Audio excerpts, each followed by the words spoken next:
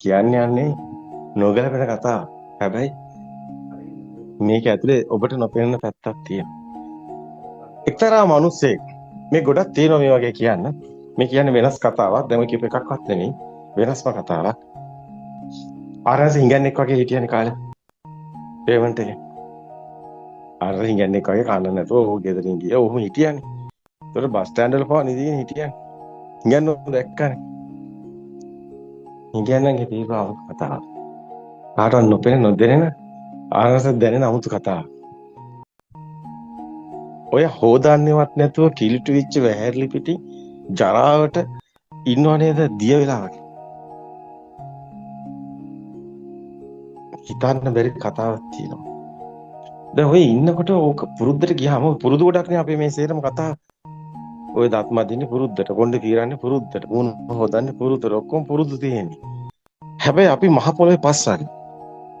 මෙන්න මේ හිඟන්නන්ගේ මේ කතාව හැමෝටම නැතුව ඇති. ඔතන දැකපු දෙයක් කියන්නම්. අස ෆීල් ඉච්ච දෙයක් කියන්නේ. ඇත්තටම සබන් කැටයක්වත් එහෙම මොකක්වත් නැහැ. වතුර ටිකක්වත් නැහැ. තියෙන දෙයක් මොන හරි සමහරට ඇවිද ගන්නවත් බෑ. ගැන නෙමෙයි අවතන් වෙලා ඉන්නේ. ඇත්තටම යන්නේ නමක් නැහැ. අසරණකම කියා ගන්න බෑ. මහ පොළොවේ පස් වගේ. අතර දුනු දේ කාලෙ එතනම වැටෙනවා. පස් බවට පත් වෙනවා ඇත්තටම. පස් බවට පත් වෙලා නැහැ.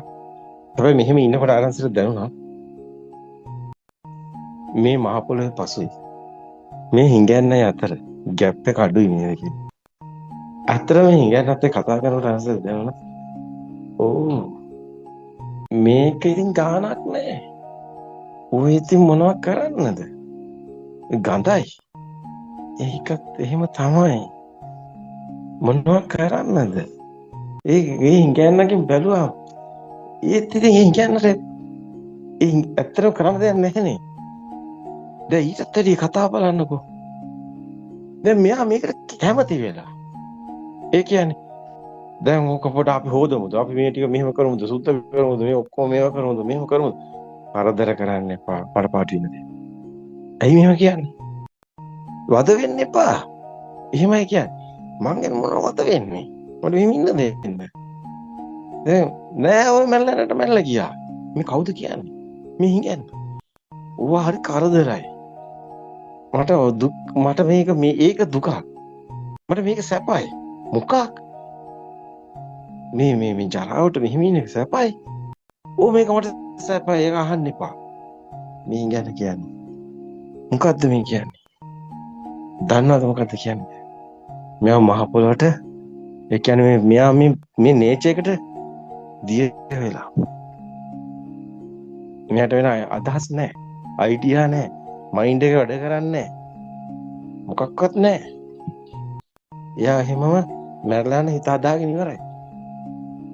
එයාටයි බෙහෙත් දාන අරම කුණු වෙනවා. බෙහෙත් දාන කතා කරන්නේ නැහැ. කතා කරාම අද වෙන්න එපා, කරදර කරන්න එපා. ඒකමයි කියන්නේ. කරදර කරන්න එපා. ඉන්න දෙන්න. මේ සනසීමේ ඉන්නවනේ. ඉතින් මොනවාරි තියෙන දෙයක් දැන් කනවනේ.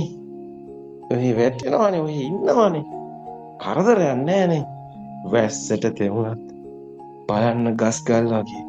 අවුවට වේරුණත් ගස් ගල් වගේ. එයි මේ ඇවිල්ලා ආරංශ දැක්කේ අපි මේ කරහතන කොහෙද හොයන්නේ? BMW වලද හොයන්නේ රහතන් වහන්සේ?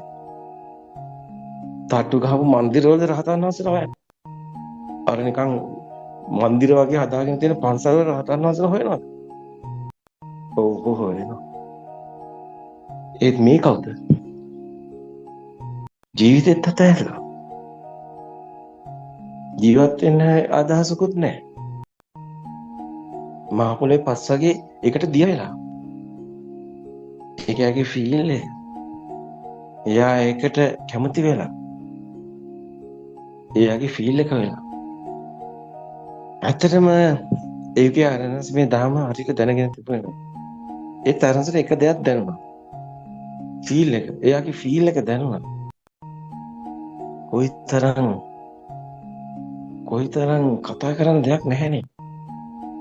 එතන කවුද මිනිස්සෙක් කවුද අපි පෙන්නන්නේ කිසිම දෙයකට ඕනකම නැහැනේ.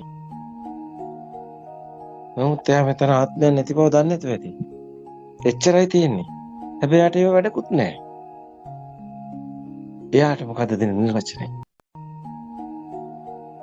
අපි කියන්නේ රහතන් වහන්සේමක් කියලා. හිඟන්නේ කියලා තමයි අපි කියන්නේ. හිඟමන තියෙන්නේ. ඉතින් අපේ රහතන් වහන්සේලා පිණ්ඩපාත යන හිඟමනේනේ. බුදුන් වහන්සේ කියන්නේ ලැබුණු දෙයක් වළඳන්න නැහැ. ඒ විදිහමනේ. බුදුන් වහන්සේ කියන්නේ අල්පේච්ඡතාවයෙන්. ඒ විදිහමනේ. බුදුන් වහන්සේ මහච්ඡතාවය පෙන්වන්නේ නැහනේ. බුදුන් වහන්සේ කියන්නේ ආතන ඔය උද්දීපනය වෙන ඔය අභිනන්දන ස්වභාවයෙන් අයින්ට වෙන්න නැහැ. ඒක තියෙනවනේ. මේ ධර්ම දැක්කට පස්සේ ඔය හිඟන්නගේ සිද්ධිය මතක් කරනකොට ඇත්තටම දැනුනේ මෙයා දන්නේ නැත්තේ මේ ධර්මයේ විතරයි. දැක්කනම් මේ ධර්ම මේ රහතන් වහන්සේ නමක් කරනවා. අය දන්නවා. සම්පූර්ණ සියල්ලම එතන සකස් වෙනවා. ඒත් මේ ධර්ම